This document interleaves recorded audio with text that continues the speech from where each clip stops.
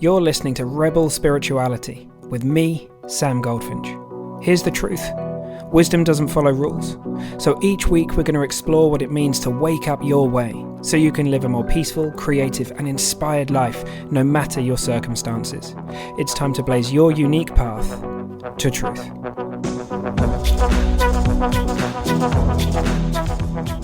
The way that we've been conditioned to believe that we are the image in the mirror, that we are our name, that we are who we think we are, that kind of those we can break free from. We can break free from that stuff. We can start to really understand through insight that, I'm not just my name. I'm not the image in the mirror. I'm much, much more than that. Hey friends. Okay, this week we're reflecting on a question, is your conditioning bad? Because I think in a lot of spiritual circles, and I know that in many groups, I've been in some, there is this idea that our conditioning is bad. We need to destroy the ego, right? So there's none of it left. And then we're just kind of this open spiritual being. And I just wanted to share my perspective on this. It's just my thoughts, right? But here's how it looks to me. I don't think you or I or anybody would want to live a life where we didn't have the ability to have conditioning, to be honest, or some kind of unconscious habits building and stuff like that.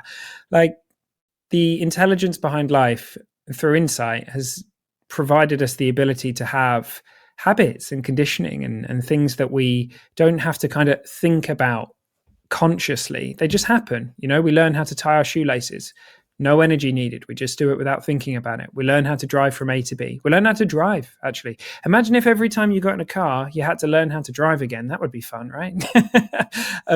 But jokes aside, if every time you, even down to like putting on our socks, all of that is highly tuned, incredibly wise, conditioning, right?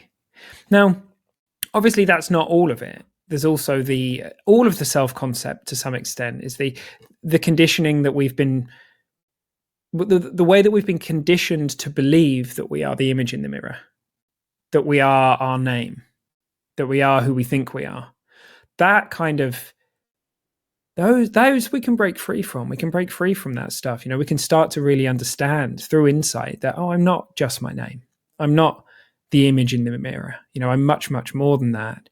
And so I think the more powerful thing than trying to get rid of our conditioning or thinking of it as bad or something like that is the awareness to be able to break free from that which we can, to watch it, all right? To be able to bring some choice back into that experience, which I think is a very, very powerful thing.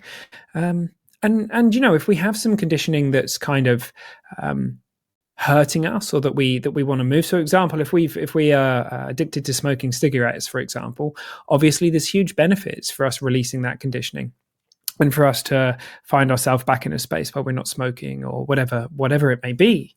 And so I think that's very powerful. And there is also a space, and we'll know when we touch it, which is when we're not coming from our conditioning.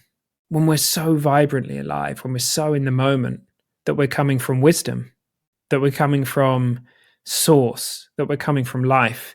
It's such a profound feeling when that happens, and we can trick ourselves into thinking that that's what we're up to, because even a lot of the ways that we relate to spirituality or any of that kind of stuff is conditioned. It's ideas that we've picked up across time.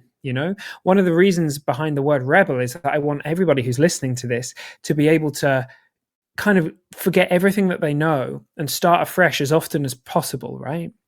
Because I think anytime we believe that we know something, we've kind of painted ourselves into a corner a little bit, right? Then we have these amazing spiritual experiences, the doors get blown off and we're like, whoa, like I didn't know that was possible. And we feel like we don't know anything anymore. Well, what if we didn't ever know anything? What if our conditioning was both an incredible gift that allows us to move through this life and also not the truth of who we really are? What if there was a way to be aware of our conditioning and notice it and just become less reactive and more of that pause coming into our life, the ability to kind of choose differently, right? and the ability to be able to notice when we're deeply in spirit, when we're coming from that space. All the rules, we break all the rules. There's nothing left. It's just a blank screen, and we're just coming from that place. It's like we're being lived when we're coming from that place, rather than us living.